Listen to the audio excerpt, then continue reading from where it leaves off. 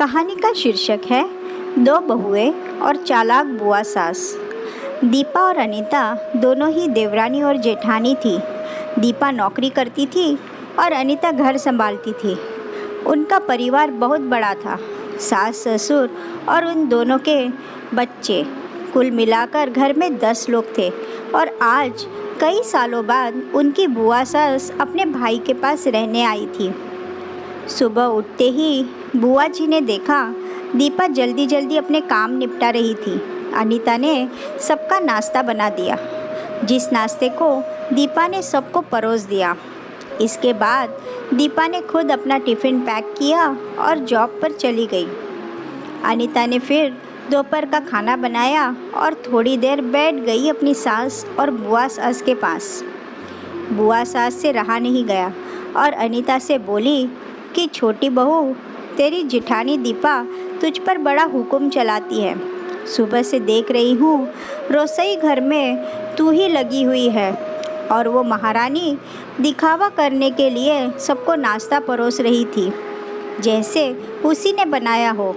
ये सुनते ही अनीता ने अपनी बुआ सास की तरफ देखा और बड़ी प्यार से कहा, नहीं, ऐसी कोई बात नहीं है बुआ जी, दीपा बहुत ही अच्छी है। बुआ बोली, तू बहुत भोली है अनीता, पर मैं सब समझती हूँ। इतनी बूढ़ी मैं ऐसी ही नहीं हुई। अनीता से अब रहा नहीं गया और वो बोली कि बुआ जी, आपको दीपा दीदी का बाकी सबको नाश्ता परोसना दिखा, मगर आपको ये नहीं पता कि उन्होंने मुझे डांट कर सबसे पहले नाश्ता करवाया, फिर चाय पिलाई और वो रोज़ ही मुझे सबसे पहले ही नाश्ता करवा देती है, वरना सबका नाश्ता बनाते तो मैं नाश्ता ही न कर पाऊँ। वो मेरा कितना ख्याल रखती है। दीदी सुबह जल्दी उठकर मंदिर की साफ़ सफाई करके फूल सजा कर रखती है और वो मुझे खुद से 1 घंटा लेट उठने को कहती है, क्योंकि मुझे उठते ही नहाकर सीधा रसोई में ही जाना पड़ता है। शाम को ऑफिस से आते वक्त दीदी बाज़ार से सब्जियां भी लेकर आती है, क्योंकि हमारे हस्बैंड रात को लेट हो जाते हैं और दीपा दीदी ने सासू माँ को बाज़ार जाने के लिए मना किया है, क्योंकि माँ जी अब 60 साल के ऊपर की हो चुकी है, कहीं बाज़ार जाते समय उन्हें तकलीफ़ न हो जाए। वैसे भी उन्हें घुटनों की परेशानी है और जब माँ जी को घूमने का मन होता है तो दीपा दीदी छुट्टी करके खुद उनको घुमाने लेकर जाती है। और हाँ बुआ जी, दीपा दीदी रोज़ शाम को आकर खाना बनाने में मेरी खूब मदद करती है, चाहे वो कितनी भी थकी हुई हो। वो मेरी जिठानी ज़रूर है, मगर वो मुझे अपनी छोटी बहन ही मानती है और मैं उन्हें बड़ी बहन मानती हूँ। ये सब सुनते ही बुआ चुप हो गई। शायद उसकी चुगली अनीता के आगे फेल हो चुकी थी। शाम को दीपा सब्जी की थैली अनीता को पकड़ाते हुए बोली कि अनीता, सब्जियों के साथ वाले थैले में तुम्हारी फेवरेट लेखक की किताब भी लाई हूँ।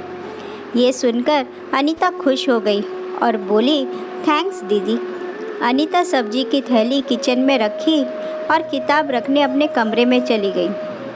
तभी बुआ जी ने दीपा को आवाज़ दी, बड़ी बहू ज़रा यहाँ तो आना। दीपा बोली, जी बुआ जी। तभी बुआ बोली कि तुम इतनी मेहनत करके कमाती हो और ऐसे ही फालतू किताबें खरीद कर पैसों की बर्बादी कर रही हो, वो भी अपनी देवरानी के लिए। वो तो वैसे भी घर में करती ही क्या है, तुम दिन भर मेहनत करती हो और वो घर पर आराम करती है। इस बात पर दीपा मुस्कुराई और बोली, क्या बुआ जी, आराम? और अनीता, उसे तो कह कह कर आराम करवाना पड़ता है। सुबह से बेचारी लगी ही रहती है। किचन में सबकी अलग अलग पसंद, मेरे और उसके मिलाकर 4 बच्चों की टिफ़िन सब वो ही करती है। फिर भी उसके चेहरे पर हमेशा एक सुंदर सी मुस्कान ही रहती है। सुबह की चाय पीने का भी समय नहीं रहता उसे। और जब दोपहर बच्चे आते हैं, फिर उनका खाना, उनकी पढ़ाई सब वही देखती है।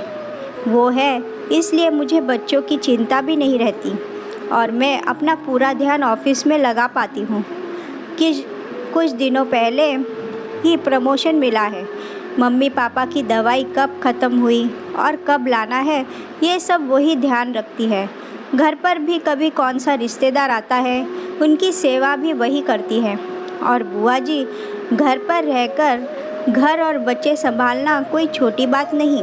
मेहमानों की भी आवभगत अनीता बिना किसी शिकायत के करती है। उसे तो बस पढ़ने का ही शौक़ है। फिर क्या मैं अपनी छोटी बहन की छोटी सी इच्छा भी पूरी नहीं करूँगी?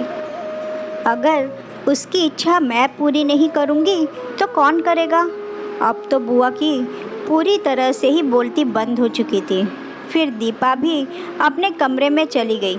ये सारी बातें दीपा की सास पीछे खड़ी हुई सुन रही थी।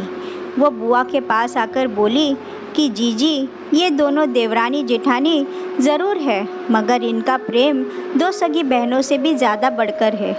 ये दोनों ही एक दूसरे का अधूरापन पूरा करती है। मेरे घर की मजबूत नींव है ये दोनों। पहले मैं भी एक बुरी सास थी और हमेशा ही मैं इनको लड़ाने की ही सोचती थी, लेकिन इनके प्रेम के आगे मैं भी पिघल गई।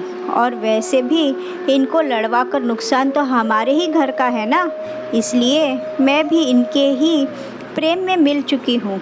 लेकिन ये बातें दीपा और अनीता की बुआ सास को समझ नहीं आई और वो मुंह घुमाकर अपने कमरे में चली गई, क्योंकि वो तो इनको लड़वाने ही आई थी। लेकिन दीपा और अनीता जैसी बहुओं के बीच दरार पैदा करना बिल्कुल नामुमकिन था। और दोस्तों, अगर दीपा अनीता जैसी बहू बेटी हर घर में हो तो उनके प्यारे घर को बड़ी से बड़ी ताकत भी नर्क नहीं बना सकती। वाकई में ऐसी बहुएं हर घर में हो तो हर एक घर स्वर्ग बन सकता है। आप इस कहानी के बारे में क्या कहेंगे दोस्तों?